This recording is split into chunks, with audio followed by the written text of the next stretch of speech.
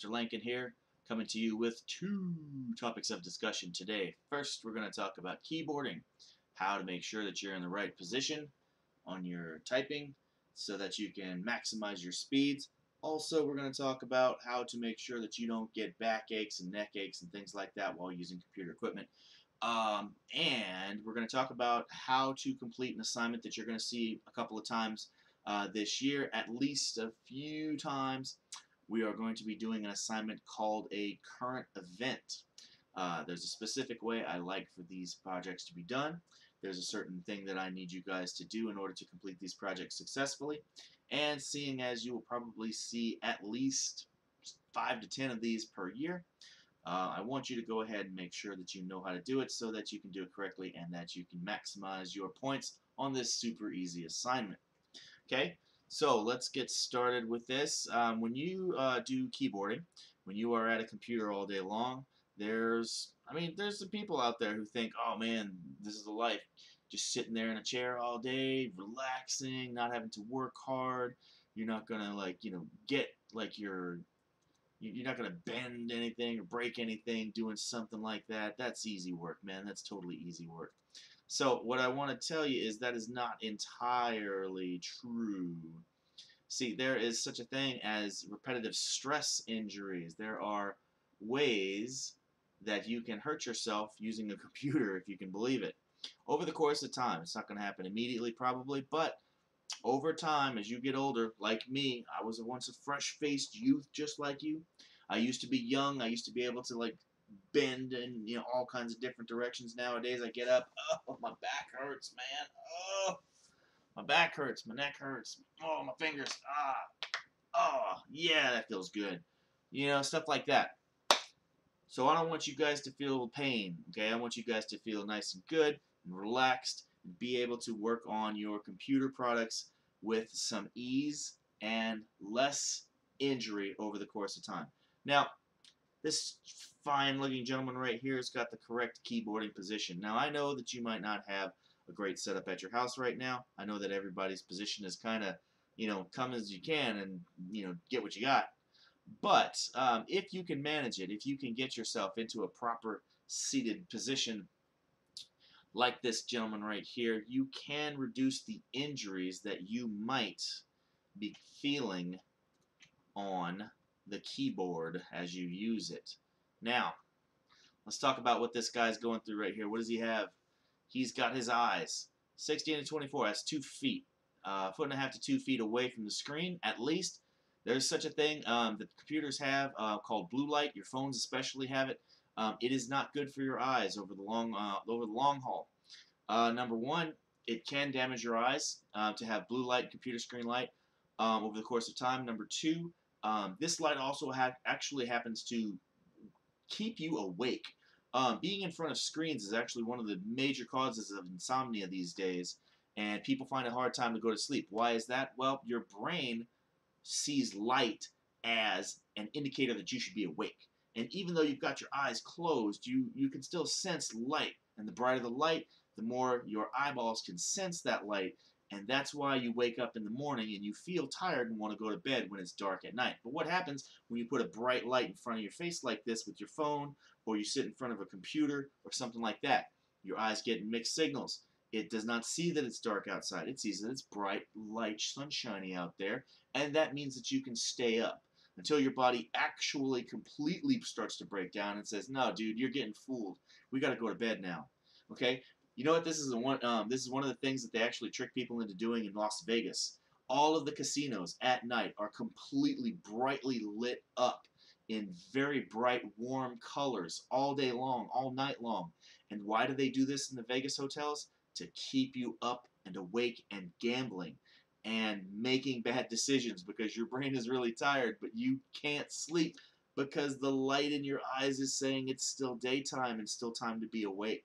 So, when you are trying to go to sleep, if you find yourself going to bed and checking out your phone, you're not going to go to sleep that way. Put that phone down, go to bed. Okay? So, keep your face away from that screen as much as possible. A nice distance is about 2 feet away. Okay? You want to be able to look down. Notice that here's the camera, it's pointing at me, it's basically at my head level. Here's me looking at the keyboard. Notice that I am looking down a little bit towards the screen right now, okay? That's a good 10 to 20 degree angle, okay? Why do you not want to do like this? Neck issues. If you've got to look at your computer screen like this all day long, you're going to get a neck cramp. And it's going to hurt and it's not going to feel good. And if you do that every day for your job in your life, you're not going to be a happy camper because your neck is going to hurt all the time. Okay, so don't do it. Let's see what else this guy's got going on correctly. His fingers curved in an upright over the home keys. Everybody take a look at your keyboard right now. Okay, take a look at your keyboard. Notice.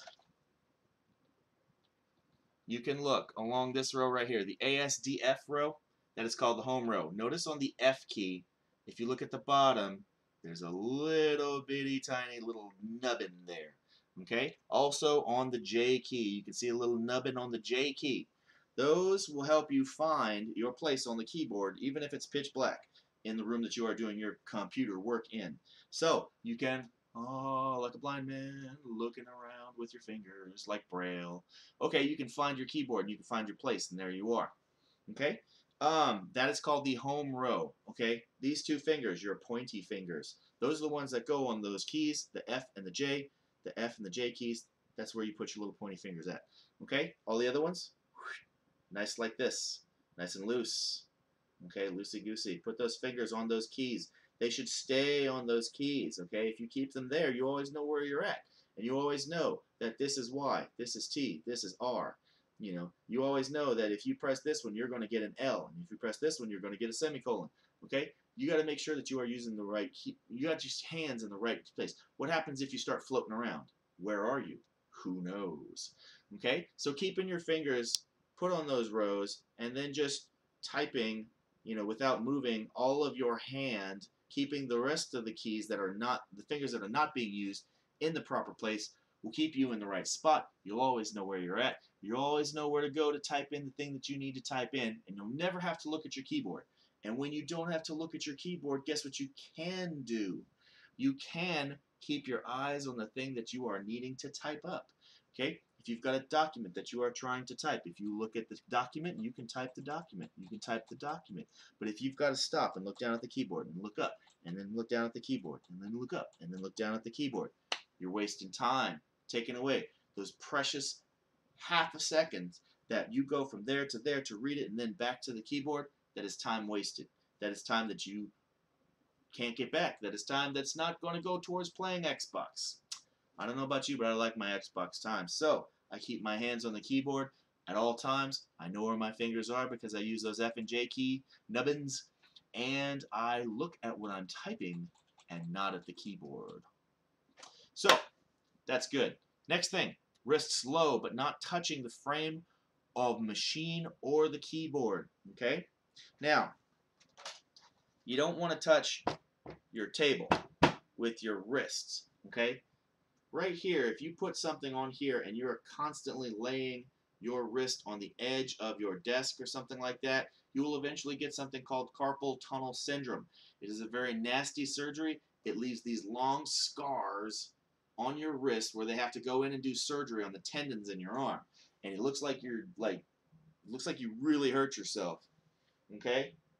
So don't get that. Now, what I recommend is one of two things. You can either get a nice little keyboard like this that's got a nice little padded thing right there, or perhaps you can, I used to have one right there, get a little gel bar. Get one of those little gel pads to stick right in front of your keyboard. That way you can rest your wrists on some nice soft padding, and that will help you prevent carpal tunnel syndrome. Okay? You also can do that with your mouse pad. I've got a mouse pad here that's got a little gel cushy cushion on there, and you can rest your wrist on there, and then you can just move the mouse around, you know, with your nice cushiony arm holding up your wrist. Now, the next one, take a look at this guy's arms. His forearms are parallel to the slant of the keyboard. Notice how his arms, whoa, hey, what are we doing here? Notice how his arms go in a direct line, the same line as the keyboard. All keyboards are kind of slanted like this. Okay? They could lay flat on the desk like this, but they're always slanted. Okay? You want to try and get your arms in that same slanting angle. Okay? Not up like this. Not up like this. But nice and relaxed. Like this. Okay? That's more comfortable. You don't have to use your muscles to keep them in place as much. Having a nice chair. I got a chair here with some nice arm rests, which put my elbows in the right spot, which let my arms rest right where the keyboard should be. That's the way to be. Okay? Now, taking a look down here, notice that he's nice and straight back in his chair. He's not slumped over trying to code while leaning forward. Oh my God, this will hurt your back so much if you do this over the long haul. Okay? Sit up nice and straight. Okay? That helps with your neck posture. That helps with your back posture. You won't have a bad back by the time you're 35. Okay? Sit. All right, now here we go with the legs. The body is erect, sitting in the back of the chair. Feet on the floor for balance. Okay? Don't cross your feet. Don't cross your legs. Okay? Don't cross your feet. Don't cross your legs. Keep your feet on the ground as much as possible. That allows you to be balanced. You're not leaning forward. You're not leaning back. You're not doing all kinds of stuff that's going to twist your body around in weird pretzel-y ways. Okay? Now, notice his legs are at a nice 90-degree angle. He's not hooking his legs underneath him. Okay, he's not hooking his legs on the chair little wheels here or anything like that.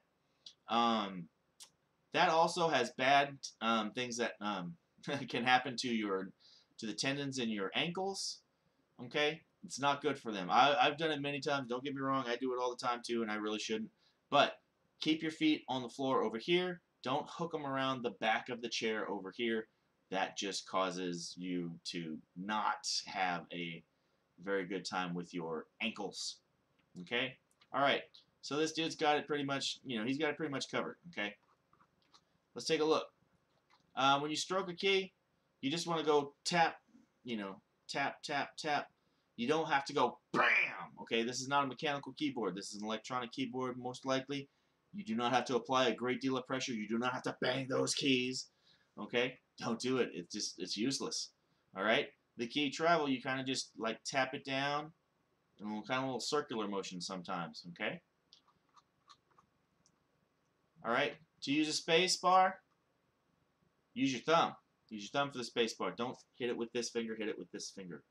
Okay, if you've got your keys in the right spot, you got your hands in the right spot on the keyboard, that should be easy to do. Okay? Keep your fingers nice and curved, but loose and relaxed. Okay? Woo. Alright. Fingers reaching. If you're going up to the next key, you use that like that. Okay? Don't slant your fingers like this. It reduces the amount of speed. You might also do fat finger and like accidentally press the next button over here. While over here, like you might use this pinky finger and you might accidentally hit over on this finger because you slid. Okay? Instead, it's improper. Get them straight up and down. That makes it easier to find where you need to go and to be in the right position when you do it. Okay? That's the proper technique. Okay? If you need to do the G or the H, take that pointy finger, swing it around to the next one, and then click it and go back. Okay? If you got to go to the underneath, pull it straight down basically, and then tap down, and then bring it right back to where you were. Okay? If you got to go up, just kind of go whoop, up and over. Just up a little bit, just high enough to get over to it. If you got to reach on the number row, basically you're going to extend your finger all the way out and then tap down a little bit and then come back. Now, a bit of trivia. This is your standard issue keyboard that everybody knows and loves. There's a name for this keyboard. I don't know if you knew it or not. It is called the QWERTY keyboard. And why do they call it the QWERTY keyboard? That's why. It's called the QWERTY keyboard. A little bit of trivia there for you folks. Alright, so that's how to sit properly in your chair so that you avoid backaches and neck aches and things like that. It's also how to type on your keyboard a little, make it faster. Okay, don't do these two fingers and only. Don't do these two fingers only. I see a lot of kids doing this. where they're just using these 4 fingers and they're going around like this around the keyboard. If you keep your fingers in the right place, you know where you are. Pinky finger up, Q. Pinky finger a little bit up, W. You know where it's at. Eventually your fingers just fly to those locations. But if you don't know where you are, how can you fly to the right location and know that the finger's the right one to touch it? Keep your fingers on the keyboard as much as possible. Okay? When you are practicing, and I know that practice makes perfect, okay? But I used to do Japanese Kendo, which is a Japanese martial art of sword cutting, okay? And my Kendo instructor told me, yes, practice makes perfect, but only if you do perfect practice. If you are doing bad practice 1,000 times, you still have bad technique. So, don't do it the wrong way. Do it the right way. Practice it the right way. I guarantee you, eventually, it's all going to come together, and your keyboarding technique is going to be the right one, and then you can excel, and you can get to the 40s, the 50s, the 60s. I even saw kids who were able to do 80 words per minute. Let me tell you, they weren't doing it like this, okay? 80 words a minute. They were using all of their fingers appropriately, okay? So, practice on the word of the day quote, not the word of the day quote of the day. Practice on the freetypinggame.net, but make sure you are practicing correctly with your fingers in the correct positions in the right spot. And then, even though it's difficult at first, eventually you'll get used to it, and that's when you're going to soar. Okay? So, let's go ahead and get rid of this for a quick minute. Next thing we're going to talk about real quick, we are going to talk about how to do a current event. Okay? The current event, you're going to find an assignment something like this, and you are going to need to download the document, just like we've been doing for the past couple days with some other stuff. You're going to need to download the document and get your own copy so that you can make your own answers to these questions, because I'm interested in your opinion, not someone else's opinion. I want you to formulate good opinions and be knowledgeable about things and be able to read for informational purposes, okay? So I'm going to occasionally introduce an article to you that introduces something interesting, hopefully, or something that I think a person in the business world might see and need to get something out of that article, okay? You're going to be a decision maker someday. You're going to be the person that needs to make decisions for a company about whether or not to do a product, whether or not to expand the business and do more things, but you've got to spend money to expand the business. So is it a good use of the company's money to do that? Or is it a bad idea in this environment? Okay, like there's a shopping center down the street from where I live on the main drag headed towards 410. Down the street, there was a guy who built this big shopping center with a bunch of storefronts, beautiful little building and everything, and he was all set to go, ready to get some businesses in there to make some money for him. And guess what? COVID happened. Nobody's opening a business. That storefront is sitting empty. You know, maybe if he saw some, maybe if he saw something, coming, maybe if he was like reading the tea leaves a little bit better, he would have been able to see that that particular time was not a great time to make investments in opening a business or other people opening businesses to use the space for business. Okay, so you go to your assignment and you're going to see something like this. And it's usually going to say current event, and it's going to say read the article and fill out the current event. When complete, save your work and upload the assignment. Okay, so here is the current event Word document that you're going to use. And it's going to look something like this, maybe not this part, but you're going to go ahead and click it, and it's going to come up with this page. Okay, and you're going to use these 3 dots, once again, to open it up in a new window. And it's going to give you this. Now, here's what's going to happen. You go to the download. You click on the download. It whites out for a second, and then it comes back. And then you're going to get a little thing down here that says open up the file. And you can click it to where it says always automatically open up the file. Okay? And you're going to get a current event Word document. Okay? Now, click here to enable editing. Now you have the ability to see the entire document and work with it. Okay, so let's go ahead, take a look at this part right here. Obviously, I need to know who's doing this work. So give me your name, your class, what class you're in, the period that you're in, and the date that you are doing this assignment. Now, to get the website that you're going to be using with this assignment, you need to do one of two things. Usually, now that we use Google Classroom a lot, I will often put the link in right here. Okay, and you can click on this to get the assignment, or on the assignment itself, I usually put a link type thing here to click here. Now, it's kind of tricky. If you hold down Control, you get the little hand. Control is that little button in the bottom left and bottom right of your keyboard. You hold down Control, and you click on it. Huh, interesting. Well, that's not true. Oh, interesting. Okay, so I'm going to fix that before the assignment goes out. But let's just go ahead and click on this and open it up. And it looks like there's some news. Okay?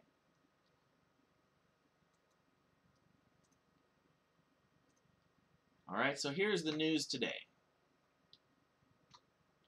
All right, and I need you to read this article.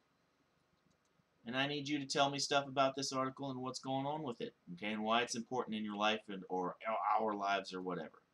Okay, so there's some things that I need you to fill out initially. Okay, first off, you can usually find the title right here. Okay, so it looks like the state of Texas is suing over somebody's plans to send out mail-in ballot applications. Okay, now you can copy paste this or you can type it in right here in your current event article. Okay, copy paste. Now, if it goes big like this, notice that there's this little button that says Control. Okay, sometimes when you paste, sometimes it tries to use the format of the previous document. Okay, so just click on this thing and you're going to get a few options. You can use this A right here. Okay, and that makes it use the same format that's in the regular part of the document. Okay, now the author. Usually available right underneath it, right here. Whoa. Okay? Whoop, whoop, whoop, whoop. Stop that. Don't do that. Okay. So, you're going to see there is the author or authors. Okay? You can copy that or you can type that and you put it in right here. Okay? So, get this information. Paste it in.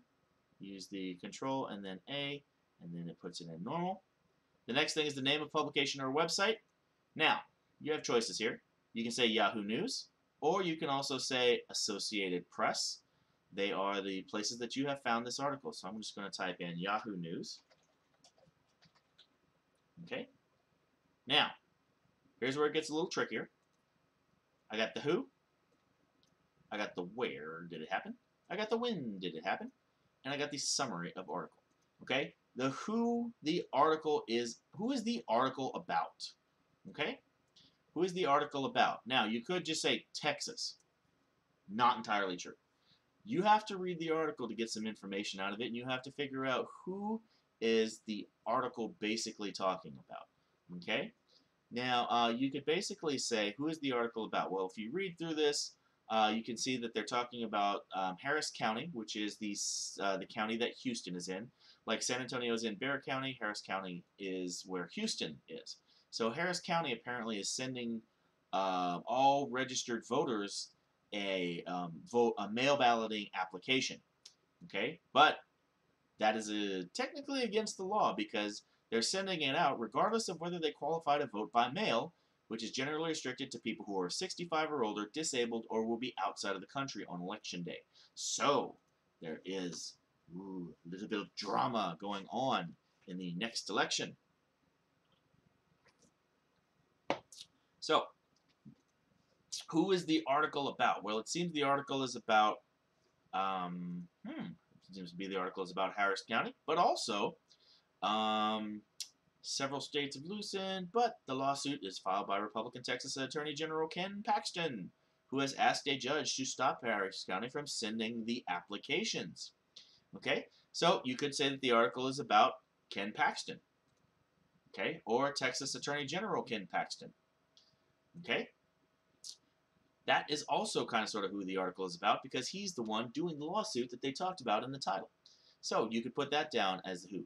When you do the who, you need to find out who the article is about. Not who they first mention, not the first person whose name you see. Find out who the article is about and write that down. Now, give me a where. Where did it happen? Obviously, the where it happened here is Austin or Houston or Texas in general. Don't say the United States of America. Don't say planet Earth. That's dumb. You will not get credit for that. Okay? When did it happen? When? Usually can be found right here at the title. Okay? Also, you may read the article and say, because this is when the article was put in. Okay? They wrote the article, they dropped it this day. Okay? But you can also see that the lawsuit was filed on a certain day, and if you can work around finding out when that particular day was, then you could put that as the when did it happen. Okay? The summary of the article, pretty easy to do. Usually you can find it in the first couple of paragraphs. Now, obviously, the fight over mail balloting in Texas, one of the few states not allowing more people to vote in November, grew Monday when the state sued to stop more than 2 million registered voters around Houston from receiving applications to submit their ballots by mail. Okay, that is a general description. Harris County this month announced plans to send all registered voters the application, regardless of whether they qualify or not, blah, blah, blah, blah, blah. Several states have blah, blah, blah, blah. So we kind of haven't really seen the part about the lawsuit yet. Okay? So here would be a good summary of the article. Republican Texas Attorney General Ken Paxton asked the judge to stop Harris County from sending out mail ballot applications to everyone. Okay? You can't just use this sentence because it doesn't have the complete story. You need to say that he's sending the mail ballot applications. You also need to say that he's sending it to everyone. People are allowed to have mail ballot applications if they meet certain requirements. Ken Paxton is suing Harris County because they are sending them to everyone. So you see the summary of the article combines elements from various different parts of many of the first couple of paragraphs. Oftentimes the first paragraph is a pretty good summation of what's going on, but not necessarily every time. So, give me a couple of sentences to summarize the article, or one really good long sentence to summarize the article. Okay? Now, here comes one where people have a little bit of problems. Why is it newsworthy? You need to figure out why someone took the time to write this article, put it on a website, and bring it to people's attention. Why did they do it? Who cares about this? Who cares about this? Okay? Trust me, when you look at news sites, news websites, and things like that, people have news about the dumbest things. If you go down and you start looking through all of the things here in the bottom part of the website, you'll see a lot of articles about stupid stuff. Why did the Tuttle family file for bankruptcy? Why do we need to know that? Who cares? Okay? Simple method ends tinnitus. Who cares? 40 rare photos of Morgan Fairchild. Who cares? Okay? Why does somebody think that you need to know about this information? Okay? Give me 2 good reasons why you think this article got written. Don't tell me because the author needed to make money. That is obvious, and I'm not going to give you credit for that. But give me reasons why people might be interested in seeing this information and why the person who wrote the article thought it was super important to see it in the documents. Okay? So, now it's time to reflect on what's going on. Okay? The reflection. First reflection. Okay? There are 3 sentences that you need to write. I need 3 opinions about this article. Okay? Tell me how you feel about this article. Tell me what your opinion of it is. The thing that is going on. Do you like it? Do you not like it? Don't just say, I liked it. That is not enough. Okay? Tell me why you liked it. I liked it. I liked this. I liked the fact that Ken Paxton is suing to stop them from sending out mail ballots. Okay? I don't like that Ken Paxton is suing Harris County. I think it's a waste of taxpayer money.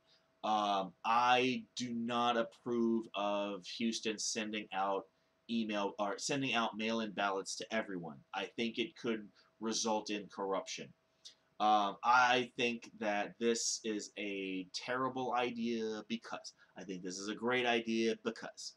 Give me something that is an opinion statement. Okay, tell me what you think of this article. Tell me if you think it's worthwhile or it's important and why.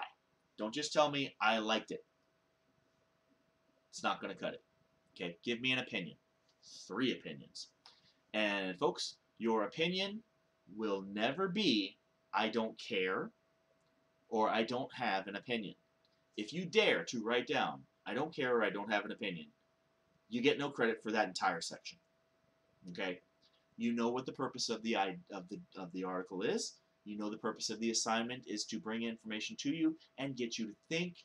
If you tell me you don't have an opinion on this, then you're not thinking enough. And you're avoiding the whole purpose of the assignment. I know that you can read. I know that you can put down the who, the when, the where, the title. I want you to think.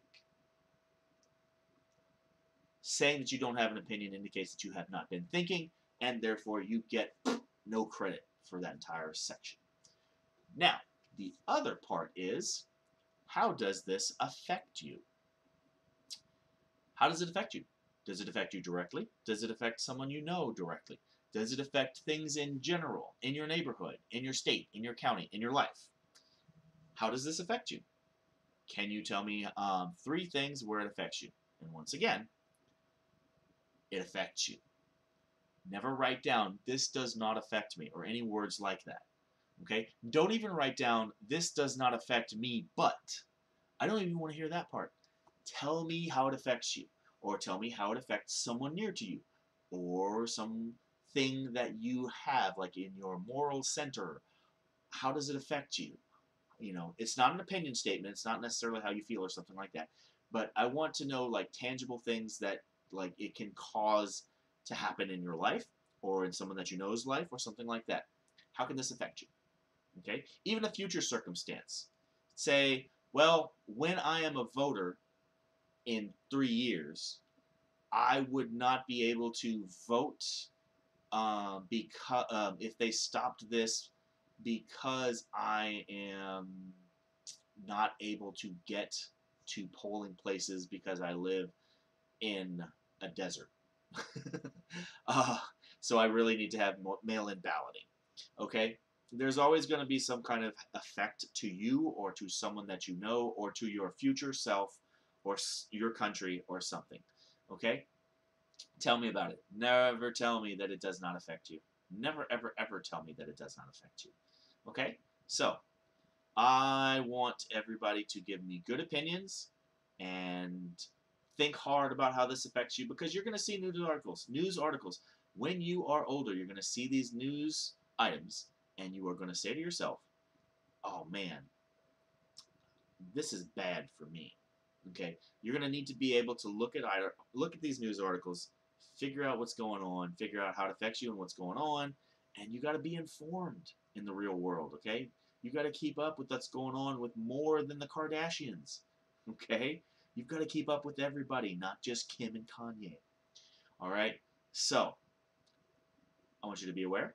I want you to be able to read articles for information. I want you to think about the long-term effects and the short-term effects of the things that you see in the news world. Okay? That's our assignment. That's what it's going to be. When you see a current event is due, that's what's going to happen. You are going to read an article. You are going to give me all that information typed up, nice and lovely. Now be sure at the end of the day, you go to File, you go to Save As, and you probably go to your desktop. Okay? Scroll up over here to Desktop. Okay? And you can put it down. Now remember, how do we do this? First, you get in front of it. You're going to have to get in front of this name, and you're going to have to type in last name, first initial. Okay, last name, first initial in front of it, and then make sure that you've got the date written correctly behind it. Sometimes I don't put in the date.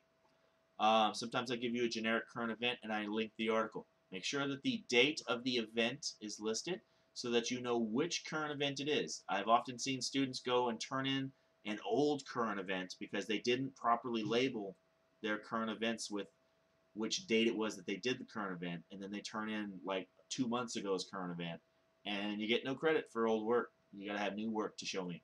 Okay, so save it, Okay, you can close it at that point, and then you come back to your current event, and there's going to be a thing over here for an assign. Let's see.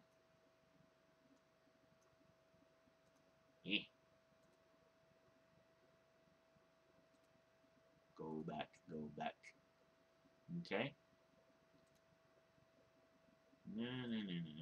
Okay, you're going to see an assign or a turn in kind of thing over here. You're going to turn in your assignment here, and you're going to make sure to hit the turn in button, and then that will alert me to the fact that you have turned in your work, and then you'll be good to go. Okay, so let me see if there are now questions. Pause the tape, see if there are any questions, and go. Okay, that should be enough time to answer any questions that anybody's had about turning in work or having any issues with that kind of stuff, getting the files and all that. If you've been having trouble getting the files, ask questions now. Okay, that's enough time to ask questions. All right, good enough. Let's go ahead and work on those assignments. They are in. This is your assignment for today and tomorrow. You can put in the effort today or you can do it tomorrow, but the way you slice it, it is due Friday night. Let's go ahead and get that done. Cowboys, have a good rest of your morning. Hopefully everything goes swell and you have a great day. See you later, Cowboys.